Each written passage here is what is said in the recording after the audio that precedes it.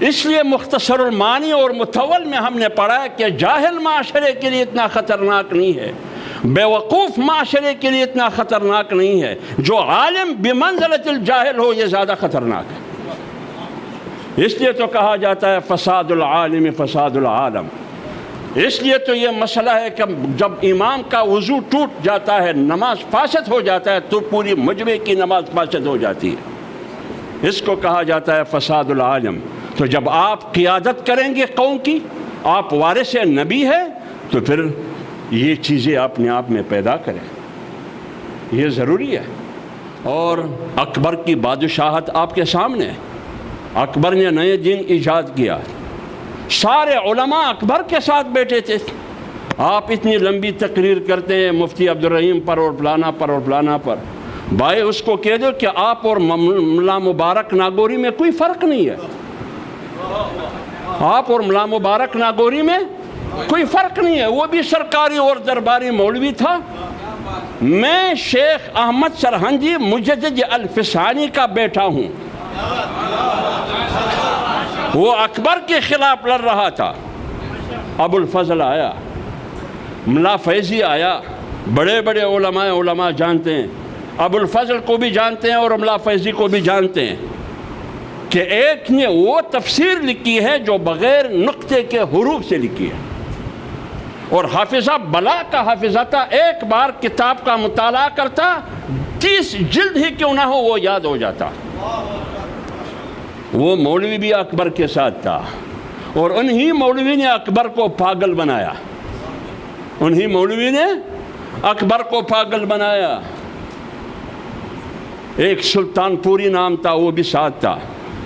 یہ فضل اور فیضی جو ہے یہ ملا مبارک ناگوری کے بیٹے تھے، اور جنگ کس چیز پر تھی ان کی، یہ اس کو چھوڑیے پھر لوگ برا مانیں گے۔ لیکن ایک طرف اکبر کی طاقت، یہ سارے علماء مجدد الفسانی کے پاس آئے، کیا ہوا آپ کو اتنی بڑی طاقت سے ٹکر لینا؟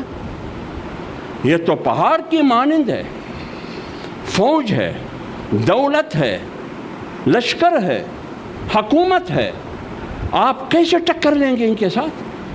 تو انہوں نے کیا کہا جواب میں؟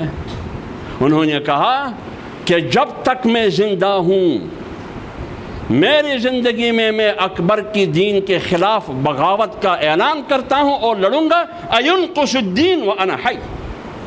یہ ابو بکر کا وہ جملہ ہے، ابو بکر صدیق کا جب منکرین زکوٰۃ اور مسیلمہ کے خلاف جہاد کا اعلان کر رہا تھا، انہوں نے کہا اَيُنْقُصُ الدِّينُ وَأَنَا حَيٌّ، میں زندہ ہوں اور میری موجودگی میں یہ غوبل ہو رہا ہے۔ اور انسان ہمیشہ جب اپنے موقف سے پیچھے ہٹتا ہے تو یا تو خوف سامنے آتا ہے یا لالچ سامنے آتا ہے۔ اپنے آپ کو اس سے بری ذمہ قرار دے، فارغ کر دے ان چیزوں سے، اور پھر آپ پڑھے اس کو۔ اگر آپ سرکاری اور درباری ملا بننا چاہتے ہیں تو پھر بنو بھائی، بنو، مفتی عبدالقوی کی طرح بنو۔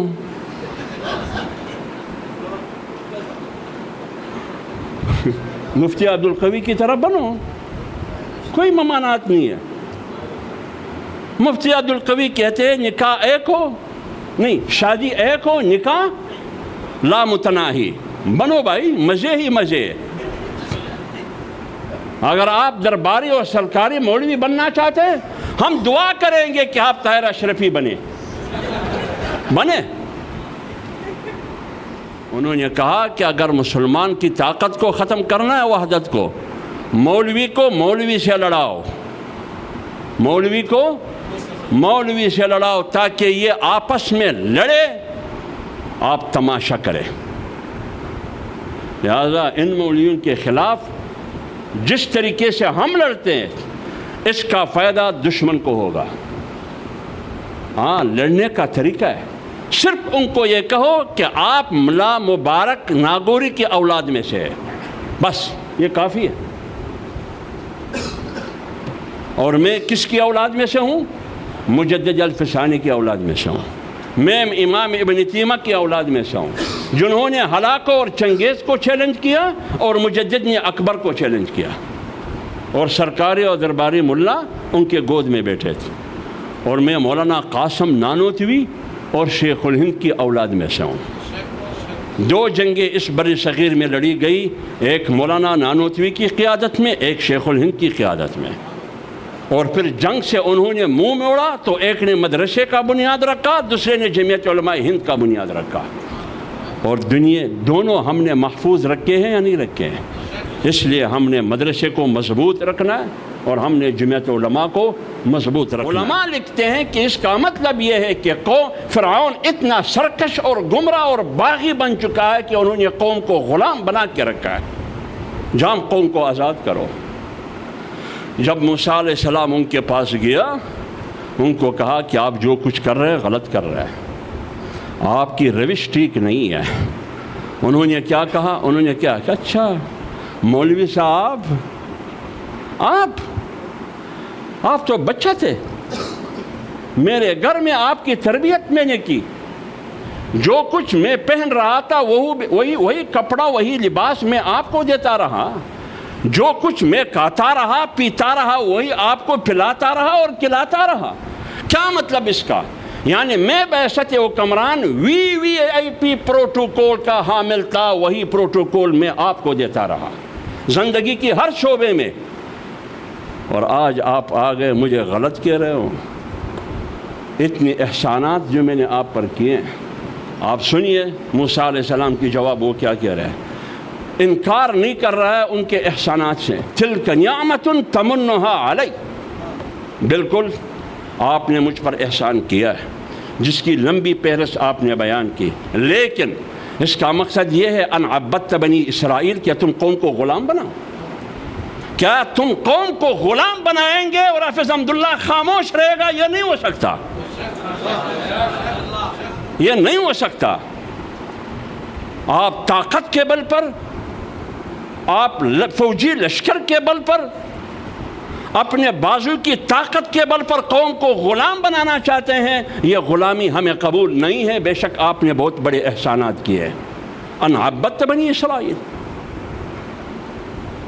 یہ ہے وہ ذہنیت فرعونیت گھمنڈ۔ تو اگر علماء چاہتے ہیں کہ میں قوم کی قیادت کروں تو آپ نے دشمن کے، طاقتور کے، زوراور کے آنکھوں میں آنکھیں ڈال کر بات کرنی ہوگی۔ کیوں؟ آپ کی تاریخ آپ کے سامنے ہے۔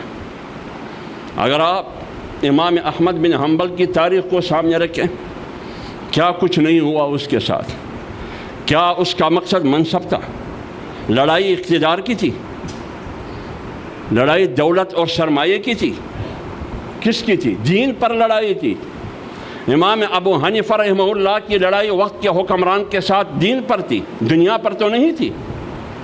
اور جب چنگیز اور ہلاکو آئے بغداد میں، لاشوں کی ڈھیر انہوں نے کھڑی کی، کوئی آواز اٹھانے والا نہیں تھا ہلاکو اور چنگیز کے خلاف، لیکن ایک مولوی اٹھ کے کھڑا ہوا، امام ابن تیمیہ۔ وہ نکلا، بغاوت کا اعلان کیا، اور یہ الفاظ ہیں ان کی کہ الحرب بالحرب، آج کے بعد دعا کے ذریعے ہم آپ کو شکست نہیں دے سکتے، دعاؤں کے ذریعے آپ کو شکست نہیں دے سکتے، آج تلوار سے ٹکرائیں گے۔ اس لیے رسول اللہ صلی اللہ علیہ وسلم کو نہیں کہا گیا جو مکے کے بڑے آئے تھے کہ بھتیجے کو سمجھاؤ، نوجوان کو سمجھاؤ۔ تو جب وہ آیا، کہا گیا کہ آج تو مکے کے بڑے سارے آئے تھے معتبرین، کیا خیال ہے؟ انہوں نے کہا آپ کیا چاہتے ہیں؟ سونا چاہتے ہیں؟ پہاڑ سونا کا دیں گے۔ آپ قوم کی سرداری چاہتے ہیں؟ سب سے بڑا سردار آپ ہوں گے۔ آپ کوئی خوبصورت لڑکی چاہتے ہیں؟ وہ بھی دیں گے۔ لالچ دی گئی نا، لالچ دی گئی، منصب کی بھی اور دولت کی بھی۔ ہاں اگر آپ پھر بھی باز نہیں آتے ہیں، پھر گلہ نہیں کرنا، ابھی بھی آپ کی وجہ سے معاف ہے۔ دھمکی دی، یہ خوف ہے، لیکن رسول اللہ صلی اللہ علیہ وسلم نہ خوف میں آیا اور نہ لالچ میں آیا۔ اس کو کہتے ہیں فنائیت۔ امام ابو حنیفہ رحمۃ اللہ علیہ نہ لالچ میں آیا اور نہ خوف میں آیا، اس لیے انہوں نے منصب کے بجائے جیل کو ترجیح دی اور اس کا جنازہ جیل سے نکلا، اور ہم دعویٰ کرتے ہیں امام ابو حنیفہ کی۔ یہ ہمارے اور آپ کی تاریخ، تو فنائیت ہونی چاہیے۔ جب دین پر دشمن حملہ آور ہوگا، مجھے محسوس ہوا کہ دشمن دین پر حملہ آور ہے، دشمن مسجد نبوی پر حملہ آور ہے، پھر میں ملحمہ گوشت نوچنے والا ہوں، وَأَنَا الْقَتَّالُ، اور مجھ سے بڑھ کر کوئی جنگجو نہیں ہے۔ یہ ہے سیرت۔ تو یہ کہنا کہ میں کیا کر سکتا ہوں، میں حافظ صاحب کے خلاف لڑ سکتا ہوں، اس حافظ صاحب کا، میں حافظ صاحب کے خلاف لڑ سکتا ہوں، میں وزیر اعظم کے خلاف لڑ سکتا ہوں، ہاں میں لڑ سکتا ہوں، میں لڑ سکتا ہوں اور لڑوں گا۔ میرے اکابرین نے لڑائی لڑی ہے اور ہم بھی لڑیں گے، اور دین کی تحفظ کے لیے لڑیں گے، دینی مدارس کی تحفظ کے لیے لڑیں گے، اپنی داڑھی اور پگڑی کی عزت اور وقار کے لیے لڑیں گے، اور قوم کی ناموس اور عزت کے لیے لڑیں گے۔ یہ ایمان ہے، یہ یقین ہے، یہ میرا عہد و پیمان ہے، یہ آپ نے کرنا چاہیے۔ ایک دن ہم نے مرنا ہے، تو جب مرنا ہے تو پھر غیرت کے ساتھ مرو۔ مسلمان اور بے غیرتی یہ دونوں اکٹھے نہیں ہو سکتے، ایمان اور بے غیرتی بھی دونوں اکٹھے نہیں ہو سکتے۔ اور جب مسلمان بھی ہو، مومن بھی ہو اور مولوی بھی ہو، پھر ڈر کس چیز کی؟ پھر ڈر کس چیز کی؟